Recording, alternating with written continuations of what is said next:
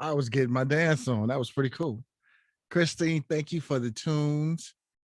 You have us all rocking over here. Thank you so much. Abilities Virtual Part 3. I'm Paul Amadeus Lane. So happy to have you with us. Huge shout out to our ASL interpreter, Ruth Ann. Hey, Ruth Ann. And we can't forget about our captioner, Tara, as well. Tara, thank you so much for all your hard work. And also you who are being here.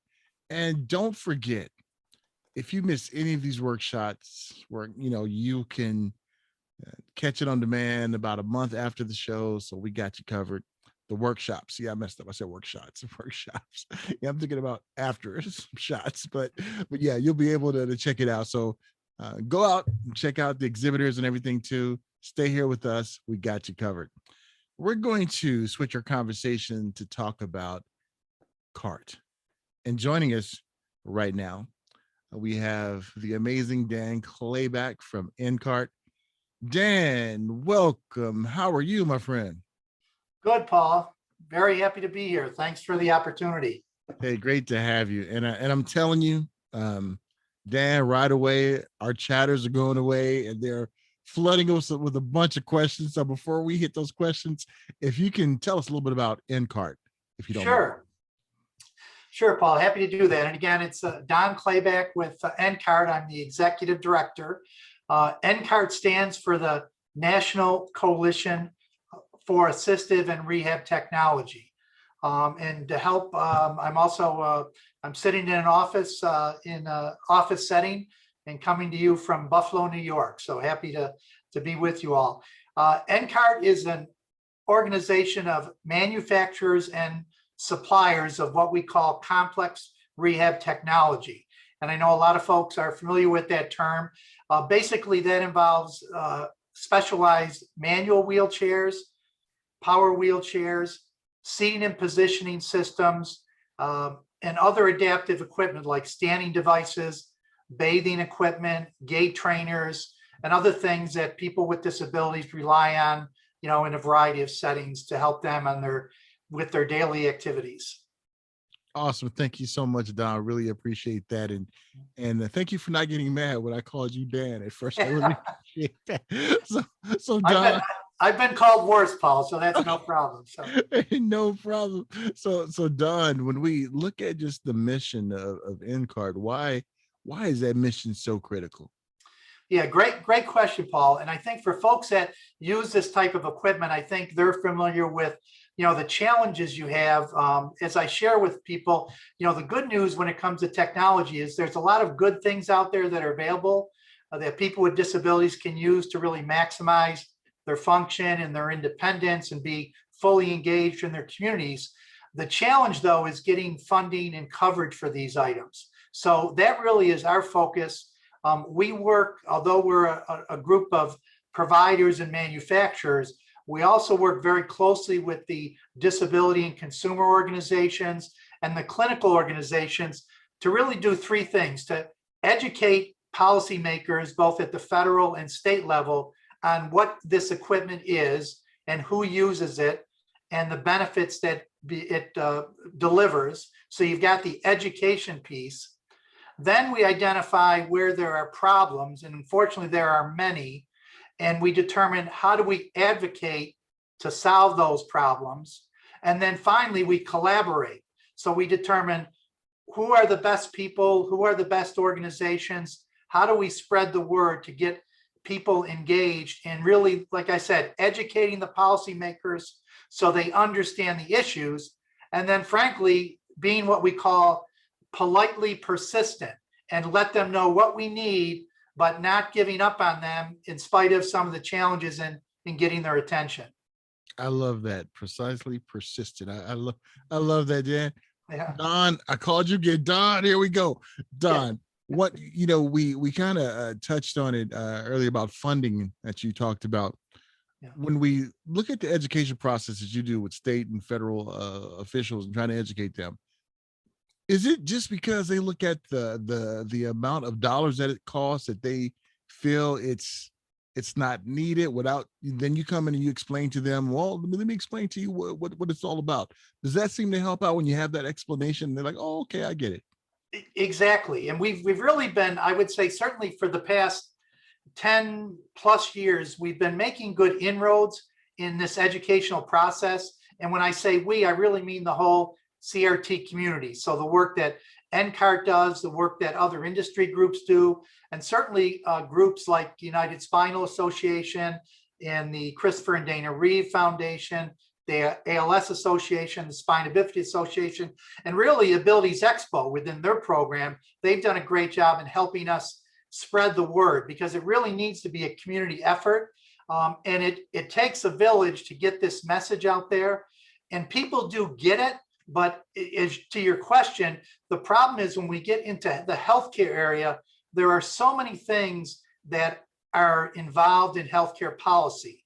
Obviously, you start with things like medical care and hospitalization and the pharmaceutical area. And when you get down into the what's called the durable medical equipment, and then really complex rehab technology is a subset of that durable medical equipment category, it really gets lost in all those other issues.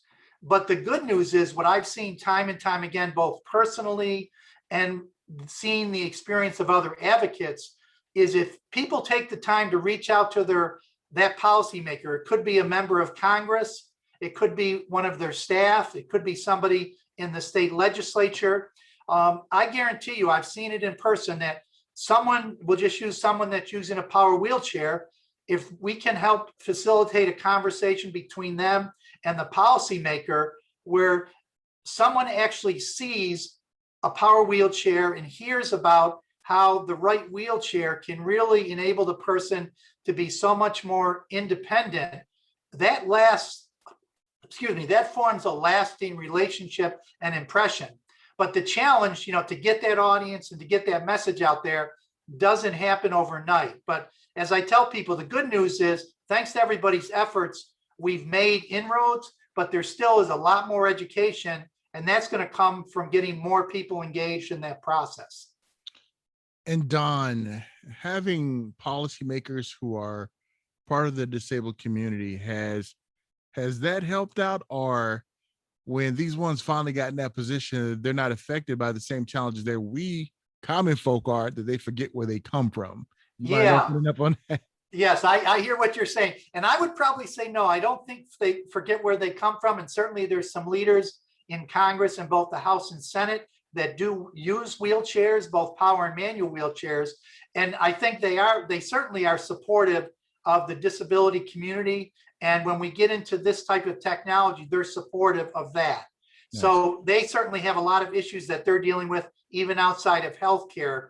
But I would say, and even when you look at the local or state level, having somebody that is using this equipment that now is in a policy-making position really is a benefit. But still, what they need to do is they need to hear from their constituents. So, if you're a member of the Senate, they need to hear from people in their state that use manual wheelchairs or use power wheelchairs, so they can remind them that there's some important issues that they can be very helpful in addressing. And then certainly they'll have a personal perspective that should help that process. And Don, were there any changes last year, or what happened in the last year with changes, and what can we do to keep pushing for more coverage? Yeah, there's several things we got in play. Last year, as you know, Paul, was kind of a crazy year for everybody with COVID-19 and all the emergency issues that had to be dealt with. And I do have to give really the credit to the governments, both at the federal and state level, that there were certain policy changes that needed to be made so that people could still get evaluations and services for wheelchairs and other adaptive equipment. And really, on the federal and state level, and even on the commercial level, there were adjustments to the policies that enabled that access to continue. Certainly, that didn't solve all the problems, and people with disabilities had a great deal of challenges and still have access challenges because of the pandemic. But probably last year, that was the most significant thing. Things like loosening up on the documentation requirements and the requirements for prior authorization, or things like allowing telehealth to be used. If someone needed an evaluation for a wheelchair, for a seating system, the physician and the occupational and physical therapist and the supplier, the assistive technology professional, they were able to do things remotely when it was required. So those were the biggest accomplishments last year. And so as we look, and so that was really what last year was about. But we certainly have some other things as we look at this year and beyond that we're continuing to focus on. All right. Got some questions from the room. Great. And Don, the first one is, does NCART help with things like writing letters to government officials? And are there templates and stuff like that? Their words, not mine. Perfect question. I couldn't have asked for a better softball question there, because one of the things that I wanted to convey today is just to make sure people understand how you can get involved in advocacy. And one of the things that NCART does is we try and make it very easy and user-friendly. We know that everybody has busy lives, and we know that sometimes it can get a bit complicated in terms of understanding, okay, I need to understand the basic issue, but most importantly, we want you to understand what you can do to help. And to that question, Paul, one of the things that we do, and I'll reference this site a couple of times, there's a website that we've created that's strictly focused around advocacy. And the website is the word access, ACCESS, the number 2, and then CRT.org.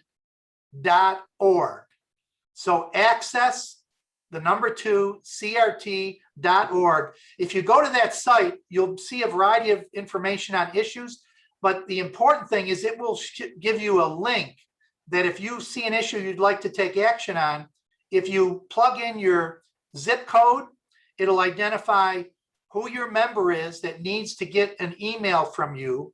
It will also give you their phone number, and then it will actually give you a sample email that you can literally just hit send, or you can personalize that email with your own information. And again, we use this very often. And at a minimum, if someone wants to get engaged, literally they could go to this website, just key in their address and review the letter. And if they like it, hit send. They could do that in probably all 3 minutes time. And what they've done, even by that effort, is they've now let their member of Congress know that there's at least one person in their area that's concerned about this issue. And one of the things that I try and share with folks is advocacy is really a combination of a lot of activities. So I'll be the first to tell you that that individual email is not going to fix our problem. But if we get 30 people that send an email to the same member of Congress, I guarantee you that at next week's staff meeting, someone in that congressman's office or congresswoman's office is going to say, hey, does anybody know about these complex wheelchairs? We got 30 emails last week about this new bill.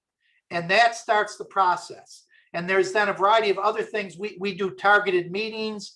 And again, we have a lot of disability groups that are advocating on these issues. So there really is, at a minimum, something that everybody can help with literally less than a 5-minute investment. And then you can certainly get more engaged depending on your availability and your interest. So Don, does this mean too that not necessarily we as wheelchair users are part of the community, our family members can write these letters too, and friends who know our situation can do that too, correct? Exactly, Paul, because with some of this stuff, numbers do make a difference. And like I said, emails are not going to solve the problem. And we don't need to get, a member of Congress does not need to get 1,000 emails. I guarantee you, and there isn't a magic formula, but I guarantee you if that member office gets 30 or 40 emails over the course of a week, somebody in that office is going to look into this issue. And that kind of starts the process rolling, because that person who probably will be their healthcare staff person is going to start doing some research. And they may then call one of the disability groups to say, hey, do you guys know about this? They may, in fact, respond to the consumer to say, hey, we're interested in this. Can you give us more information? And that's another point that I want to make sure people are aware of.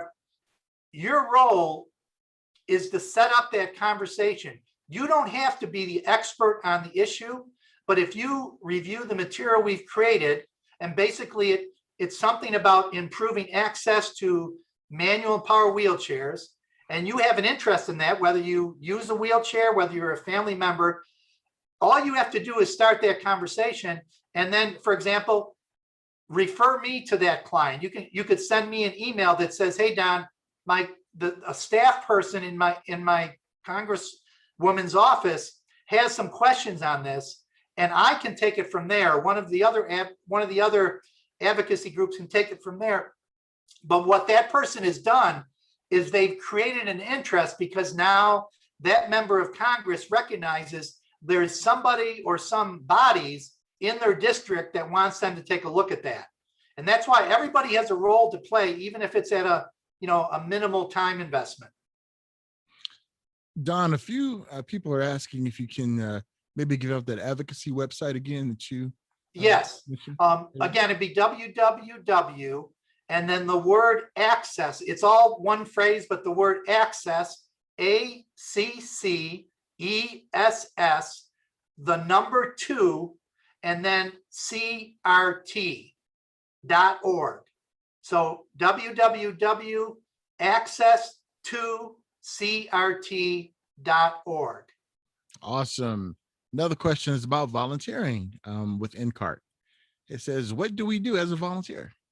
Hey, another great question. I'll have to start giving out some movie tickets or something to these folks. Yeah, first of all, feel free to contact us, and I'll give my email, and I know we probably can share that in some manner. And when I just give it now, my email is, again, it's Clayback, DCLAYBACK,